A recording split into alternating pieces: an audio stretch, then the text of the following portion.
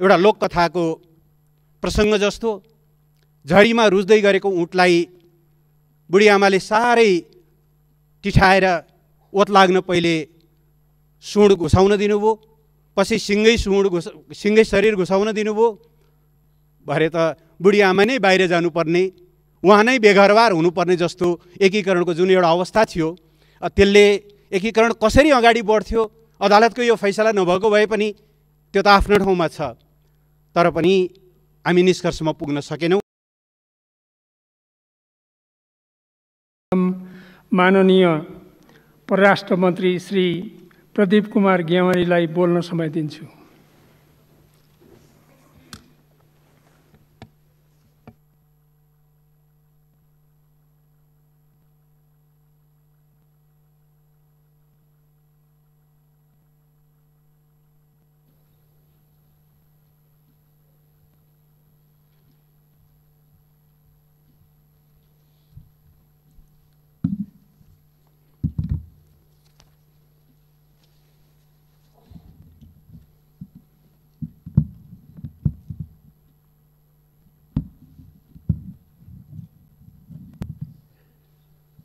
सम्माननीय सभामुख महोदय, सभामुख महोदयको अनुमतिले सबैभन्दा पहिले म यो प्रतिनिधि सभाको अधिवेशनमा सहभागी हुनुहुने सबै मान्य सदस्यहरू र संसदमा प्रतिनिधित्व गर्नुहुने सबै राजनीतिक दलहरूलाई बैठकमा हार्दिक स्वागत गर्न चाहन्छु र हार्दिक शुभकामना पनि व्यक्त गर्न चाहन्छु। सभामुख महोदय, हाम्रो संसदीय अभ्यासमा वर्षमा 2वटा अधिवेशनहरू गर्ने गरिएको छ। त्यसमध्येको यो हिउँदे अधिवेशन अर्थात् विधेयक अधिवेशन मूलतः विधि निर्माणमा केन्द्रित हुने गरेको छ भनेदेखि बर्खे अधिवेशन अर्थात् बजेट अधिवेशन मूलतः सरकारको वार्षिक नीति र कार्यक्रम तथा बजेटमा केन्द्रित हुने गरेको छ। अहिलेको यो विधेयक अधिवेशन विधि निर्माणमा थप सक्रिय र सफल हुन सकोस्, केही महत्त्वपूर्ण विधेयकहरू लामो समयदेखि अल्झिरहेका छन्, तिनीहरूमा सहमति कायम गर्दै निष्कर्षमा पुर्याउन सफल हुन सकोस् र दलहरूको बीचमा नयाँ समझदारी निर्माण गर्दै देश र जनताका सरोकारका विषयहरूलाई सदनमा सही ढङ्गले प्रतिनिधित्व गर्ने अर्थमा कामयाब हुन सकोस्, म हार्दिक शुभकामना व्यक्त गर्न चाहन्छु। सभामुख महोदय, फागुन 11 गतेको सर्वोच्च अदालत संवैधानिक इजलासको फैसलाबाट प्रतिनिधि सभा पुनर्स्थापना भएको छ। हाम्रो पार्टी र वर्तमान सरकार विधिको शासनमा विश्वास गर्छ, संविधानको सर्वोच्चतामा विश्वास गर्छ।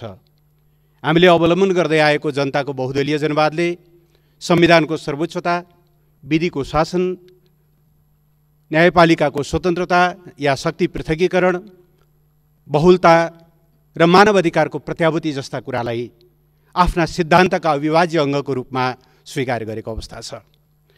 त्यस अर्थमा यो फैसला, यसप्रति राजनीतिक दलहरूका आफ्ना दृष्टिकोणहरू हुन सक्छन्, तर सरकारले यसलाई स्वीकार गर्दै यसलाई कार्यान्वयनमा लगिसकेको अवस्था छ र प्रधानमन्त्रीको सिफारिसमा सम्मानीय राष्ट्रपतिज्यूले आह्वान भए अनुसार नै गएको फागुन 23 गतेदेखि यो अधिवेशन चलिरहेको छ। सभामुख महोदय, सरकारको एउटा दृष्टिकोण थियो। त्यो दृष्टिकोण अहिलेका चालु समस्याहरूको समाधानका लागि ताजा जनादेश उपयुक्त हुन्छ, जनताको अभिमत नयाँ ढङ्गले लिएर नै मुलुकका समस्याहरूको समाधान गर्न सकिन्छ भन्ने उसको बुझाइ थियो। तर सर्वोच्च अदालतले त्यसो गर्न उचित नहुने निष्कर्ष निकालेको छ र सर्वोच्च अदालतको फैसला अनुसार अब हामी यही सदनभित्रैबाट, यही प्रतिनिधि सभाभित्रबाट, सङ्घीय संसदभित्रबाट राजनीतिक स्थायित्व खोज्न हामीलाई एउटा बाध्यात्मक स्थिति अथवा एक खालको निर्देशन प्राप्त भएको छ। तर सम्मानीय सभामुख महोदय, म एउटा कुरातिर ध्यान आकर्षण गर्न चाहन्छु। हामी प्रतिनिधि सभा पुनर्स्थापनापछि जुन ढङ्गले अगाडि बढ्न खोजिरहेका छौँ र सुरुका केही बैठकहरू जसरी अगाडि बढे तिनीहरूले राम्रो सङ्केत भने गरेनन्। सभामुख महोदय, संविधानले केही सदन सञ्चालनसँग सम्बन्धित, अध्यादेशसँग सम्बन्धित केही प्रष्ट व्यवस्थाहरू गरेको छ। सदनका बैठकहरू नचलेको बेलामा सरकारले अध्यादेश ल्याउन सक्ने र ती अध्यादेशहरू संसदको बैठकमा प्रस्तुत गर्नुपर्ने, संसदको पहिलो बैठकमा प्रस्तुत गर्नुपर्ने संवैधानिक व्यवस्था छ। तर हामी यस्तो अवस्थामा पुग्यौँ कि अत्यावश्यक र ज्यादै जनजीवनसँग सरोकार राख्ने विधेयकहरू समेत, उदाहरणको निम्ति एसिड आक्रमण जस्तो अत्यन्त जघन्य अपराध जसले दर्जनौं किशोरीहरूको, युवतीहरूको जीवनमा गम्भीर शारीरिक र मानसिक आघात पुगेको छ, जसको क्षतिपूर्ति सम्भव छैन, त्यसलाई कठोर सजाय दिनको निम्ति सरकारले अध्यादेश लिएर आयो। हामी त्यसलाई छलफलमा लग्न सकेनौँ अथवा टेबल पनि गर्न पाएनौँ। यसबीचमा खोपको, कोरोना विरुद्धको खोपको आपतकालीन प्रयोगका लागि सरकारले अध्यादेश ल्यायो। त्यो जस्तो एउटा जीवनदायिनी विषयमा पनि हामीले सहमति जुटाउन सकेनौँ। बलात्कार र यौनजन्य कसुरका निम्ति सजाय बढाउन अर्को अध्यादेश आएको थियो। त्यसै गरी टिआरसी, सङ्क्रमणकालीन न्यायलाई टुङ्गोमा पुर्याउनका निम्ति आयोगहरूको म्याद बढाउनका निम्ति ल्याइएका केही अध्यादेशहरू, जसमा मलाई लाग्छ सदनमा विमति हुनुपर्ने कुनै कारण नै छैन। तर यस्ता विषयमा समेत हामी प्रवेश गर्न सकेनौँ। यहाँसम्म कि हाम्रा सहकर्मी माननीयहरू या पूर्व माननीयहरू जो दिवंगत हुनुभएको छ, उहाँलाई श्रद्धाञ्जली दिनका लागि समेत हामीले 3-4वटा बैठक कुर्नुपर्ने अवस्था सृजना भयो।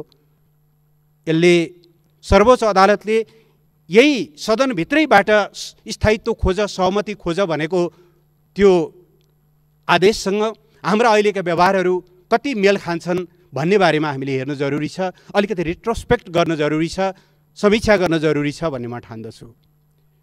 सर्वोच्च अदालतले अर्को पनि फैसला गर्यो फागुन 23 गते। सम्माननीय सभामुख महोदय, अदालत स्वतन्त्र छ फैसलाहरू गर्नको लागि, तर मैले प्रतिनिधित्व गर्ने राजनीतिक दल र वर्तमान सरकार सर्वोच्च अदालतका फैसलाहरू आउँदा न लड्डु खाएर खुसियाली मनाउँछ, न त झोक्राएर नै बस्छ। सर्वोच्च अदालतले आफ्नो ढङ्गले फैसला गरेको छ, उसले जे देखेको छ त्यो फैसला गरेको छ। तदनुरूप आफ्ना व्यवहारलाई अगाडि लैजाने दायित्व हाम्रो हो।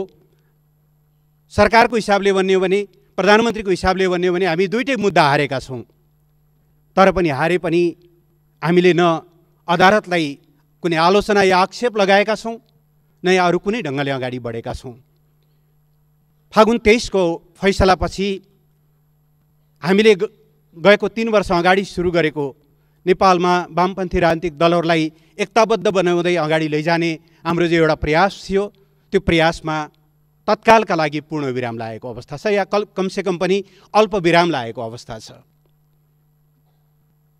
यद्यपि अदालतले पनि र निर्वाचन आयोगले पनि ढोका बन्द गरेको होइन, मिलेर जानका लागि अहिले पनि ठाउँ छ। तर पनि तत्कालका लागि तिमीहरूले जुन नाममा पार्टी दर्ता गर्यौ त्यो नाम पहिल्यै दर्ता भइसकेको हुनाले तिमीले त्यो दर्ता गरेको नाम मिलेन, त्यसकारणले तिमी पुरानै ठाउँमा फर्क, मिल्ने हो भने फेरि नयाँ नाम लिएर आऊ सहमतिका साथ भनेको अवस्थाभित्र हामी पुरानै ठाउँमा फर्केका छौँ। एक किसिमले हेर्ने हो भने हाम्रा 3 वर्षदेखिका प्रयासहरू शून्यमा पुगेका छन्। यद्यपि एकीकरणका आफ्नै खालका सङ्कटहरू थिए सभामुख महोदय।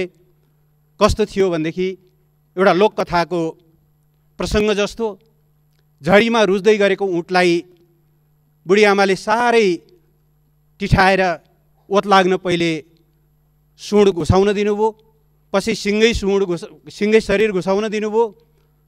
भरे त बुढी आमा नै बाहिर जानुपर्ने, उहाँ नै बेघरबार हुनुपर्ने जस्तो एकीकरणको जुन एउटा अवस्था थियो, त्यसले एकीकरण कसरी अगाडि बढ्थ्यो अदालतको यो फैसला नभएको भए पनि त्यो त आफ्नो ठाउँमा छ। तर पनि हामी निष्कर्षमा पुग्न सकेनौँ। अहिले नयाँ ढङ्गले अगाडि बढ्नुपर्ने परिस्थिति भएको छ। म सरकारको तर्फबाट, सत्तारूढ पार्टीको तर्फबाट सभामुख महोदय, सर्वोच्च अदालतका यी दुईटै फैसलाप्रति हाम्रो सम्मान छ र हामीले यी दुईटै कुरालाई कार्यान्वयन गरेर जान्छौँ। हामी फैसला अनुकूल आउँदा विजय उत्सव मनाउने या प्रतिकूल आउँदा झोक्राएर बस्ने गल्ती गर्दैनौँ। राजनीति दलहरूले तय गर्ने कुरा हो, राजनीतिक दलहरूले निर्धारण गर्ने कुरा हो। त्यसको न्यायिक सम्परीक्षण चाहिँ सर्वोच्च अदालतले गर्न सक्छ भन्ने बारेमा हामीले स्वीकार गरेको विधि हो। त्यसमा चित्त बुझ्नु नबुझ्नु आफ्नो कुरा भयो, हामी त्यसरी अगाडि बढ्छौँ। सम्मानीय सभामुख महोदय, यति कुराहरू राखिसकेपछि यसबीचका केही महत्त्वपूर्ण सन्दर्भहरू यो सम्मानित सदनले थाहा पाउनु जरुरी हुन्छ भनेर म केही कुराहरू सभामुख महोदयको अनुमतिले राख्न चाहन्छु। सभामुख महोदय, हामीले 2072 सालमा संविधान सभाबाट एउटा ऐतिहासिक उपलब्धि हासिल गऱ्यौँ। जनताका प्रतिनिधिहरूबाट लेखिएको संविधान हामीले जारी गऱ्यौँ। त्यो आफैमा एउटा ऐतिहासिक परिघटना थियो। त्यो परिघटनाको क्रममा तत्कालीन संविधान सभाभित्र रहनुभएका केही माननीय सदस्यहरू, केही राजनीतिक दलहरू असहमत हुनुभयो। उहाँहरू त्यो प्रक्रियाबाट बाहिरिनुभयो, संविधानको विपक्षमा उभिनुभयो। यद्यपि आज आइपुग्दाखेरि त्यति बेला संविधान सभामा रहेका सबै राजनीतिक दलहरू हामी एकै ठाउँमा छौँ। संविधानप्रति आलोचनात्मक दृष्टिकोण हुनु एउटा कुरा हो, तर संविधानप्रति सदनभित्र रहेका सबै दलहरूको एउटा साझा अवधारणा छ। आज संविधान सबैको सर्वस्वीकार्य दस्तावेज बनेको छ, निकै खुसीको कुरा हो। तर त्यति हुँदाहुँदै पनि सभामुख महोदय, संविधान जारी हुँदा दुईटा पक्ष संविधानको यो मूलधारभन्दा बाहिर रहे। तराईमा एउटा समूहले संविधान नमान्ने मात्रै होइन, राष्ट्रिय अखण्डतालाई समेत पनि नमान्ने एउटा छुट्टै पृथकतावादी गतिविधि सञ्चालन गरिरहेको अवस्था थियो भने अर्को एउटा पक्ष फेरि पनि एकीकृत जनक्रान्तिको नाउँमा हिंसात्मक गतिविधितिर उद्यत रहेको अवस्था थियो। म सम्मानीय सभामुख महोदय मार्फत यो सम्मानित सदनलाई खुसीको कुरा बाँड्न पनि चाहन्छु, बधाई पनि दिन चाहन्छु। सबै माननीय सदस्यहरूको सद्भावले यो काम सम्पन्न भएको हो। आज नेपालको एउटा ठुलो समस्याको रूपमा संविधान जारी भइसकेपछि पनि एउटा ठुलो समस्याको रूपमा रहेको त्यो पृथकतावादलाई हामीले 2075 साल फागुनमा वार्ताको माध्यमबाट अन्त्य गर्दै राष्ट्रिय एकताको मूलधारमा त्यो समूहलाई समाहित गरेका छौँ भनेदेखि अस्ति 77 साल फागुन 21 गते एकीकृत जनक्रान्तिको नाउँमा सशस्त्र सङ्घर्षको हिंसात्मक बाटोमा हिँडिरहेको नेत्रविक्रम चन्द विप्लवले नेतृत्व गर्नुभएको नेकपा आज शान्तिपूर्ण मूल प्रवाहमा आएको छ। हामी गर्वका साथ भन्न सक्छौँ सभामुख महोदय, अब नेपाल राजनीतिक हिसाबले भन्यो भने द्वन्द्वमुक्त भएको छ। अन्तर्विरोधहरू हुन्छन्, असहमतिहरू हुन्छन्, तर ती सबै असहमतिहरू अहिले संविधानको दायराभित्र, शान्तिपूर्ण प्रतिस्पर्धाभित्र, कानुनको दायराभित्र छन्। कानुनको दायराभित्र अन्तर्विरोधहरू हुनु, मतभिन्नताहरू हुनु त्यो लोकतन्त्रको सौन्दर्य हो। तर संविधान नमान्ने या देशको अस्तित्वलाई नै चुनौती दिने खालका प्रवृत्तिहरूलाई समाप्त पार्दै आज सिङ्गो राष्ट्रलाई एक ठाउँमा ल्याउन हामी सफल भएका छौँ। म यसका निम्ति सबै मान्य सदस्यज्यूहरूलाई, यसमा भूमिका खेल्ने सबैलाई बधाई पनि दिन चाहन्छु। मलाई लाग्छ यो धेरै ठुलो उपलब्धि हो सभामुख महोदय। सँगसँगै यस बीचमा थुप्रै महत्त्वपूर्ण उपलब्धिहरू देशले हासिल गरेको छ। हुन त हामी कहाँ सकारात्मक कुराहरू सुन्न या देख्नै नचाहने एउटा प्रवृत्ति पनि छ। निश्चित व्यक्तिको प्रधानमन्त्री बन्ने सपना पुरा भएन भने त्यसैलाई प्रतिगमन भनेर व्याख्या गर्ने त्यो खालको नयाँ भाष्य पनि हामी कहाँ छ। तर नेपाली जनताका निम्ति सबभन्दा ठुलो अग्रगमन देशले हासिल गर्दै गरेका सफलता हुन् भन्ने मलाई लाग्छ।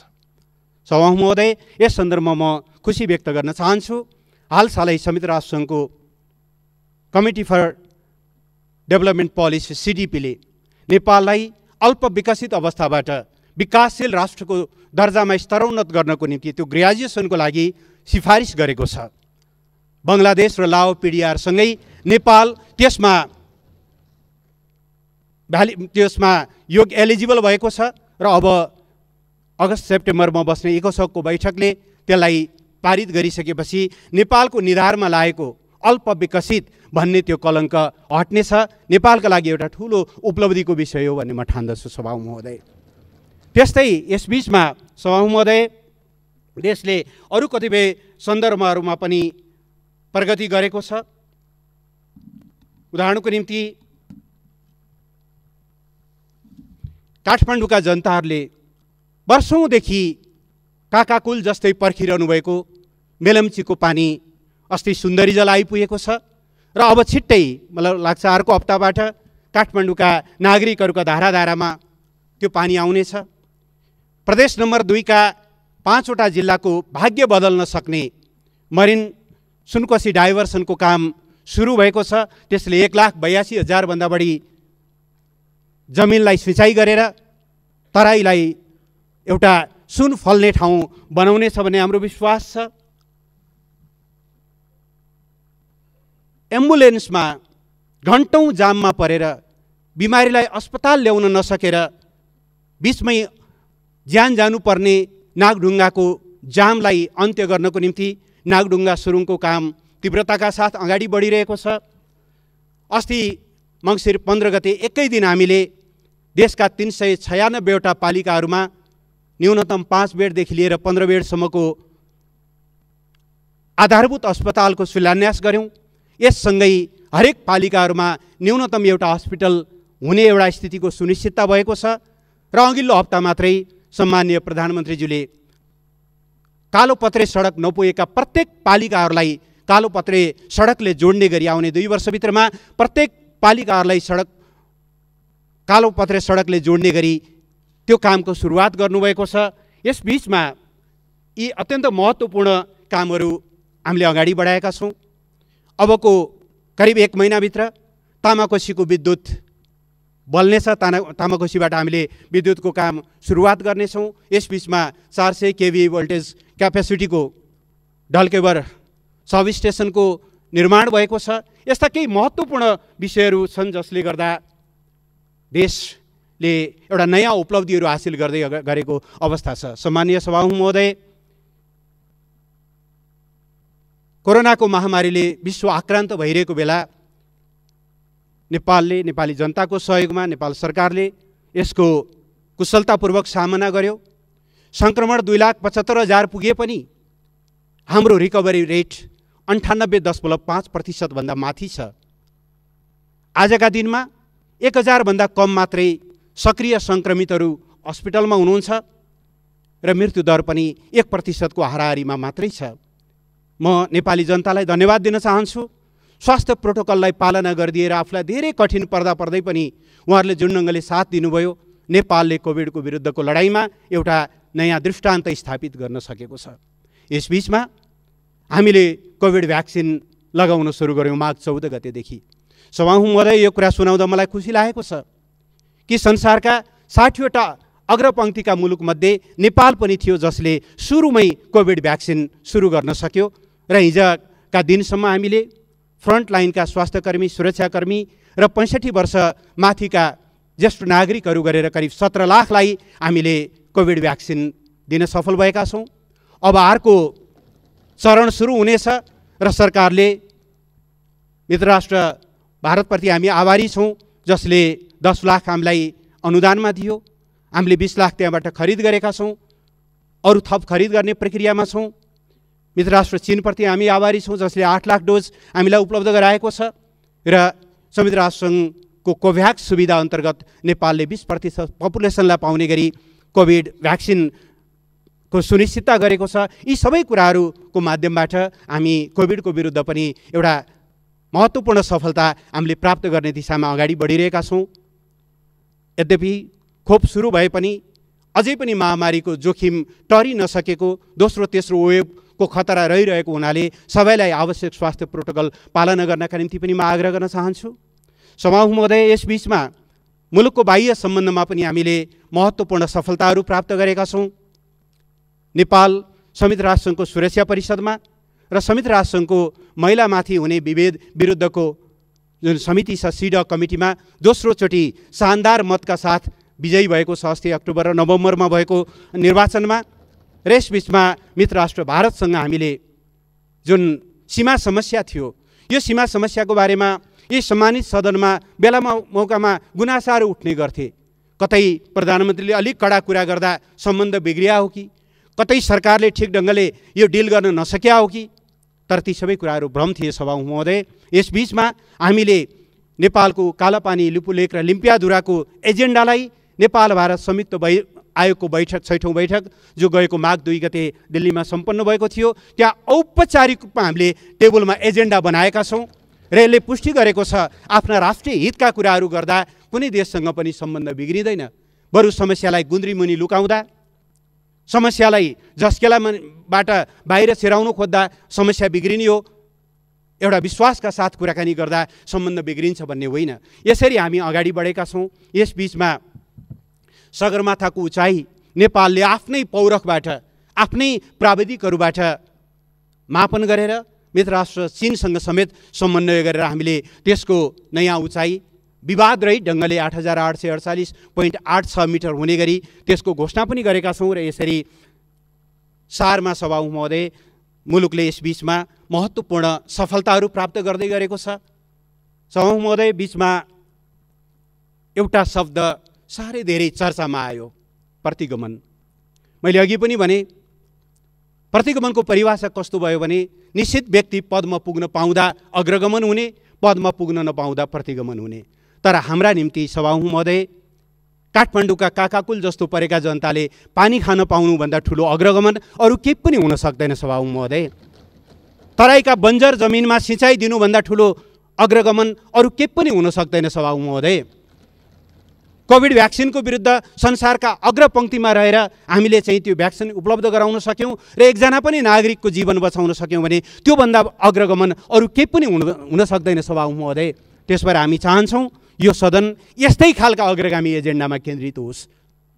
व्यक्तिका अतृप्त आकाङ्क्षाहरूमा घुमेर हामीले यो मूल्यवान समयलाई खेर फाल्न हुँदैन भन्ने आग्रह गर्न चाहन्छु। यति कुरा राखेर अब मैले चाहिँ परराष्ट्र मन्त्रीको हैसियतले एउटा जानकारी गराउनु पर्नेछ सभामुख महोदय यो सदनलाई।